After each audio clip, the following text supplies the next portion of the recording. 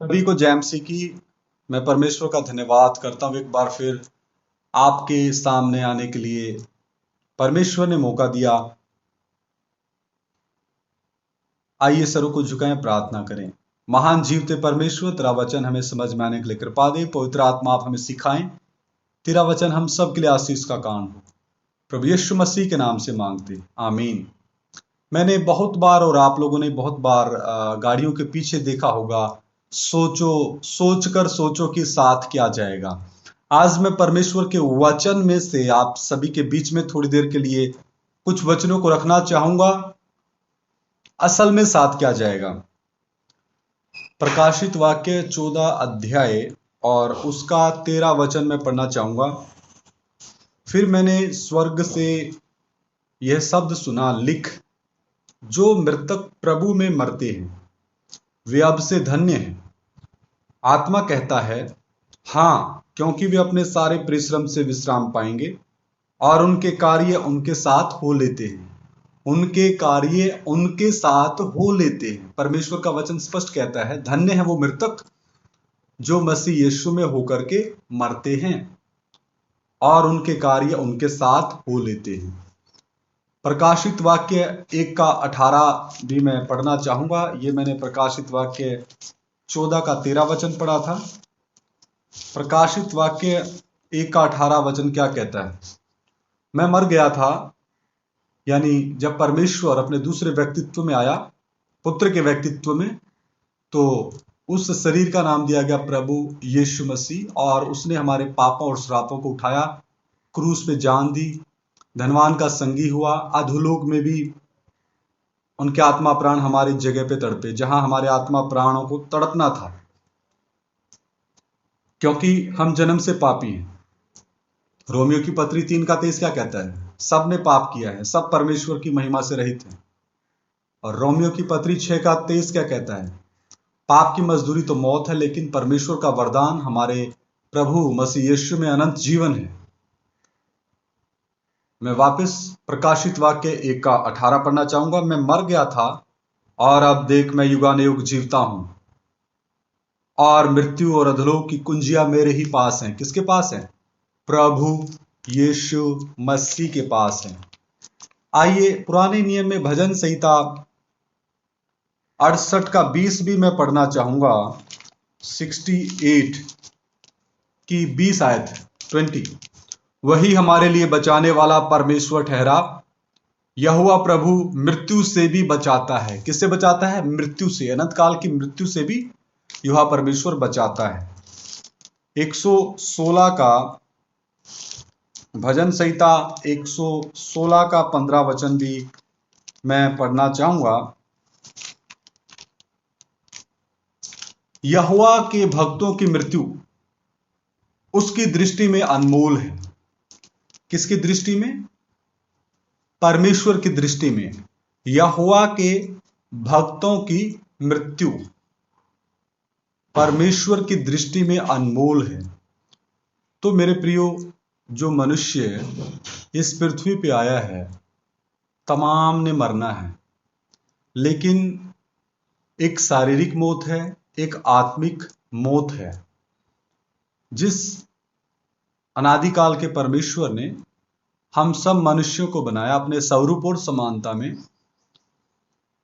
यदि हम उसको जान करके, उसको अपना प्रभु और मुक्तिदाता उद्धारकर्ता करके ग्रहण करके इस पृथ्वी से अलविदा कहेंगे, उसकी योजना को हमारे जीवनों में पूरी करके, तो हमारा बचाव है। एक वचन मैं पढ़ना चाहूंगा, यूहन्ना की अंजील, उसका पहला अध्याय और 12 वचन। परंतु जितनों ने उसे ग्रहण किया, उसने उन्हें परमेश्वर की संतान होने का अधिकार दिया है, अर्थात उन्हें जो उसके नाम पर विश्वास करते हैं। यूहन्ना 3 का 16, क्योंकि परमेश्वर ने जगत से ऐसा प्रेम किया कि उसने अपना इकलौता पुत्र दे दिया, ताकि जो कोई उस पर विश्वास करे वो नष्ट ना हो परंतु अनंत जीवन पाए। परमेश्वर ने अपने पुत्र को जगत में इसलिए नहीं भेजा कि जगत पर दंड की आज्ञा दे, परंतु इसलिए कि जगत उसके द्वारा उद्धार पाए। तो परमेश्वर देहधारी होकर के अपने दूसरे व्यक्तित्व में आके संपूर्ण मनुष्य जाति को क्या देने आया है? क्या देने आया? उद्धार, अनंत काल का। वो भी एक दिन का नहीं, अनंत काल का। यूहन्ना 11 का 25 और 26 वचन भी मैं पढ़ना चाहूंगा। यीशु ने उससे कहा, पुनरुत्थान और जीवन मैं ही हूं। जो कोई मुझ पर विश्वास करता है वह यदि मर भी जाए तो भी जिएगा, और जो कोई जीवित है और मुझ पर विश्वास करता है वह अनंत काल तक ना मरेगा। क्या तू इस बात पर विश्वास करती है? मार्था को प्रभु यीशु मसीह ने पूछा। तो कितना स्पष्ट और तसल्ली भरा जीवन परमेश्वर देता है। और एक वचन में पढ़ना चाहूंगा, यूहन्ना 6 का 39 और 40। और मेरे भेजने वाले की इच्छा यह है कि जो कुछ उसने मुझे दिया है उसमें से मैं कुछ ना खोऊं, परंतु उसे अंतिम दिन फिर जिला उठाऊं। क्योंकि मेरे पिता की इच्छा, यानी पहले व्यक्तित्व की, पिता परमेश्वर की इच्छा यह है कि जो कोई पुत्र को देखे, यानी प्रभु यीशु मसीह को देखे और उस पर विश्वास करे वह अनंत जीवन पाए, यानी सदीपक जीवन, हमेशा का जीवन। और मैं उसे अंतिम दिन फिर जुला उठाऊंगा, यानी प्रभु यीशु मसीह क़यामत के दिन फिर उनको जीवित करेगा। वो भी एक वचन मैं आपको देना चाहूंगा। पहला थिस्सलुनीकियों में आइए, 4 अध्याय, पहला थिस्सलुनीकियों 4 अध्याय, उसका मैं 13 से लेके 18 वचन पढ़ूंगा। पहला थिस्सलुनीकियों 4 का 13 से 18। हे भाइयों, हम नहीं चाहते कि तुम उनके विषय में जो सोते हैं अज्ञानी रहो। ऐसा ना हो कि तुम दूसरों के समान सो करो जिन्हें आशा नहीं। मसीह यीशु को अपना प्रभु और उद्धारकर्ता ग्रहण करके कोई मनुष्य, भाई या बहन, चाहे वो किसी भी धर्म, जाति, बिरादरी से संबंध रखता है, वो मरता नहीं है। वो उसके आत्मा और प्राण स्वर्गीय स्थानों में विश्राम करते हैं, परदोस में विश्राम करते हैं। क्योंकि यदि हम विश्वास करते हैं कि यीशु मरा और जी भी उठा, तो वैसे ही परमेश्वर उन्हें भी जो यीशु में सो गए हैं उसी के साथ ले आएगा, यानी प्रभु यीशु मसीह के साथ ले आएगा। क्योंकि हम प्रभु के वचन के अनुसार तुमसे ये कहते हैं, हम जो जीवित हैं और प्रभु के आने तक बचे रहेंगे, सोए हुओं से कभी आगे ना बढ़ेंगे। क्योंकि प्रभु आप ही स्वर्ग से उतरेगा, उस समय ललकार और प्रधान दूत का शब्द सुनाई देगा, परमेश्वर की तुरी फूंकी जाएगी, और जो मसीह में मरे हैं वे पहले जी उठेंगे। तब हम जो जीवित और बचे रहेंगे उनके साथ बादलों पर उठा लिए जाएंगे कि हवा में प्रभु से मिले, और इस रीति से हम सदा प्रभु के साथ रहेंगे। इस प्रकार इन बातों से एक दूसरे को शांति दिया करो। तो ये काम मसीही लोगों के साथ जाते हैं, जैसा प्रकाशित वाक्य में हमने पढ़ा, 14वां अध्याय की 13 आयत हमने जो पढ़ी है। फिर मैंने स्वर्ग से यह सब सुना, लिख, जो मृतक प्रभु में मरते हैं वे अब से धन्य हैं। आत्मा कहता है हाँ, क्योंकि वे अपने सारे परिश्रम से विश्राम पाएंगे और उनके कार्य उनके साथ हो लेते हैं। और ये न्याय भी करेंगे जगत का। ये भी कान खोल के सुन लो, जितने अपने प्राणों को मसीहा के लिए बलिदान करते हैं। प्रकाशित वाक्य 20 अध्याय 4 वचन मैं पढ़ता हूं। फिर मैंने सिंहासन देखे और उन पर लोग बैठ गए, यानी संत लोग, मसीही लोग, दुल्हने, जय पाए हुए सेवक, और उनको न्याय करने का अधिकार दिया गया। तो न्याय भी जगत का कौन करेंगे? मसीही लोग। मैंने उनकी आत्माओं को भी देखा जिनके सिर यीशु की गवाही देने और परमेश्वर के वचन के कारण काटे गए थे, और जिन्होंने ना उस पशु की और ना उसकी मूर्ति की पूजा की थी, और ना उसकी छाप अपने माथे और हाथों पर ली थी, यानी विरोधी मसीह की। वे जीवित होकर मसीह के साथ 1000 वर्ष तक राज्य करते रहे, तो राज्य करेंगे। और इब्रानियों की पत्री भी स्पष्ट कहती है, पहले अध्याय में, वो भी वचन हम देखेंगे।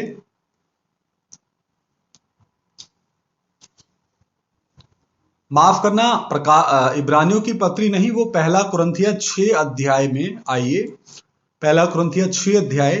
प्रभु यीशु मसीह के जो खादिम हैं, संत लोग हैं, सेवक हैं, दुल्हन हैं, वो किसका भी न्याय करेंगे। पहला कुरिन्थिया 6 अध्याय 2 वचन। क्या तुम नहीं जानते कि पवित्र लोग जगत का न्याय करेंगे? जगत का न्याय करेंगे। इसलिए जब तुम्हें जगत का न्याय करना है तो क्या तुम छोटे से छोटे झगड़ों का भी निर्णय करने के योग्य नहीं? तीसरा वचन। क्या तुम नहीं जानते कि हम स्वर्गदूतों का न्याय करेंगे? तो क्या संसारिक बातों का निर्णय ना करें?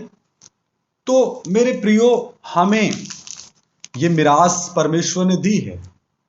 हमारे साथ, मसीही लोगों के साथ उनके काम, उनका परिश्रम जाता है। और इसके बारे में प्रेरित पौलुस बहुत ही तसल्ली भरा वचन वो देता है। वो वचन पढ़ के हम प्रार्थना करेंगे। कितना आशा से भरा हुआ वो वचन है हम सभी के लिए। जब प्रेरित पौलुस की दौड़ पूरी होने वाली थी। दूसरा तीमुथियुस 4 अध्याय 6 से लेकर 8 वचन। क्योंकि अब मैं अर्घ के समान उड़ेला जाता हूं और मेरे कूच का समय आ पहुंचा। मैं अच्छी कुश्ती लड़ चुका हूं, मैंने अपनी दौड़ पूरी कर ली है, मैंने विश्वास की रखवाली की है। भविष्य में मेरे लिए धर्म का वह मुकुट रखा हुआ है, जिसे प्रभु जो धर्मी और न्यायी है मुझे उस दिन देगा, और मुझे ही नहीं वरन उन सबको भी जो उसके प्रकट होने को प्रिय जानते हैं। तो यहां पर मसीही लोगों के लिए धर्म का मुकुट इंतजार कर रहा है। लेकिन एक शर्त है। वो शर्त क्या है? रोमियो की पत्री 10 अध्याय 9 और 9, 10, 11, 13 वचन में पढ़ के प्रार्थना करूंगा कि यदि तू अपने मुंह से यीशु को प्रभु जानकर अंगीकार करे और अपने मन से विश्वास करे कि परमेश्वर यानी प्रभु यीशु मसीह के पहले व्यक्तित्व ने उसे मरे हुए में से जिलाया, तो तू निश्चय उद्धार पाएगा। क्योंकि धार्मिकता के लिए मन से विश्वास किया जाता है और उद्धार के लिए मुंह से अंगीकार किया जाता है। क्योंकि पवित्र शास्त्र यह कहता है, जो कोई उस पर विश्वास करेगा वह लज्जित ना होगा। क्योंकि जो कोई प्रभु का नाम लेगा वह उद्धार पाएगा। मेरे प्रियो, जो हमारा शुरुआती शब्द था, वाक्य था, सोचकर सोचो साथ क्या जाएगा। मेरे तो साथ ये जाएगा वचन। और मेरी मेहनत जो मुझे प्रभु ने सौभाग्य दिया, परमेश्वर ने इस निकम्मे के ऊपर दया की। अप्रैल 2013 से जब से मैंने प्रभु यीशु मसीह को अपना प्रभु और मुक्तिदाता करके ग्रहण किया, तो परमेश्वर ने मेरा जीवन बदला, मेरे विचार बदले, मुझे अंदर से बदला, मेरी सोच बदली, मेरा चाल चलन बदला, मुझे एक नई सृष्टि बनाया, नया जन्म दिया, जल और आत्मा से नया जन्म दिया। मुझे अनंत काल के जीवन का जल मिला, अनंत काल के जीवन की रोटी मिली। मुझे अनंत काल का पिता मिल गया, मुझे शांति का राजकुमार मिल गया, मुझे मेरा बनाने वाला मिल गया। जकरिया 12 का 1 कहता है, वो हमारे आत्माओं को मां के गर्भ में रचता है। भजन संहिता 51 का 5 में लिखा, देख मैं पाप के साथ मां के गर्भ में पड़ा। भजन संहिता 139 में 14 से 16, 17, 18 आयत तक अद्भुत रीति से परमेश्वर हमारे शरीर को मां के गर्भ में रचता है, आत्मा प्राण को रचता है। तो मसीहियों के साथ, सच्चे विश्वासियों के साथ परमेश्वर का वचन और प्रभु यीशु मसीह में की गई उनकी मेहनत और उनके काम साथ हो लेते हैं। जो भी ये आवाज सुने, आप सोचें आपके साथ क्या जाएगा। क्योंकि मुझे तो पूरा विश्वास है, यूहन्ना 3 का 16 के मुताबिक परमेश्वर ने जगत से ऐसा प्रेम किया कि अपना इकलौता पुत्र जगत को दे दिया, ताकि जो कोई उसके ऊपर विश्वास लाए वो नाश ना हो बल्कि हमेशा का जीवन पाए। ये हमेशा का जीवन मैंने पाया है, अप्रैल 2013 से ही पाया है, और अब मैं दूसरे उद्धार में डरते और कांपते हुए अपने मुक्ति के काम को आखिरी सांस तक पूरा करता हुआ जा रहा हूं। प्रभु के फजल से, पवित्र आत्मा के सामर्थ्य और शक्ति से, प्रकाशन से, बुद्धि से, समझ से। हालेलुया। और मुझे पाप से माफी मिली है, आदम के पाप से मुझे माफी मिली है। प्रभु यीशु मसीह के लहू ने मुझे शुद्ध किया है। इसलिए मेरे काम, जब परमेश्वर का उद्देश्य मेरे जीवन में पूरा होगा, मेरे काम मेरे साथ हो लेंगे और मेरा मसीहा, मेरा प्रभु यीशु मसीह, मेरा उद्धारकर्ता मुझे अपने पास उस समय बुला लेगा। और तमाम उन सेवकों को और विश्वासियों को, भाइयों को, बहनों को, जिन्होंने ईमानदारी के साथ, सच्चे मन के साथ इस पृथ्वी लोक में रहते हुए अपने स्वर्गीय पिता की इच्छा को पूरा किया। मेरे भाइयों बहनों, आप सोचें आपके साथ क्या जाएगा। क्या शराब की बोतल, बीड़ी, सिगरेट, खैनी, गुटखा, तमाकू, गाली गलौज, धर्मों के नाम पे किए हुए दंगे फसाद, झगड़े, वैर, विरोध, विधर्म, ढा, मतवालापन, लीला क्रीड़ा, नशा, चोरी, लूट, खसोट, धर्म के नाम पे भड़काना, छोटी जात, बड़ी जात, ऊंची जात, नीची जात, अमीरी, गरीबी, गोरा, काला, ये मतभेद। आप सोचें, परमेश्वर ने कोई धर्म नहीं बनाया, परमेश्वर ने आदम और हव्वा को बनाया। अगर परमेश्वर धर्म के प्रति इतना कट्टर होता है, हर एक के माथे पे लिख के भेजता। हालेलुया। परमेश्वर ने मनुष्य बनाया, वो भी अपने स्वरूप और समानता से। तो जो बात है, सोचकर सोचो कि साथ क्या जाएगा। इन वचनों के ऊपर मनन करें और अपना ईमान क्रूस पे लटके देहधारी परमेश्वर के ऊपर लाएं और अपने पापों से निजात पाएं। आइए सर झुकाएं, प्रार्थना करते। महान जीवते परमेश्वर, अनुग्रहकारी प्रभु, मैं आपका धन्यवाद देता हूं, थोड़ी देर तेरा वचन सीखने के लिए कृपा दिया। जो भी भाई बहन, बच्चे, बुजुर्ग, नौजवान इस वचन को सुने, पवित्र आत्मा आप उन्हें कायल करें और वो आपको अपना प्रभु और मुक्तिदाता, उद्धारकर्ता करके ग्रहण करें। एक एक अंधकार की शक्ति का प्रभाव दूर हो यीशु के नाम में, और वो आजाद हो जाए अंधकार के राज्य से, वो परमेश्वर के पुत्र के राज्य में प्रवेश करें। प्रभु कृपा करो, पवित्र आत्मा एक एक की ज्ञान बुद्धि समझ खोल दो। प्रभु यीशु मसीह के नाम से मांगते, आमीन। सभी को जय मसीह की। मारानाथा।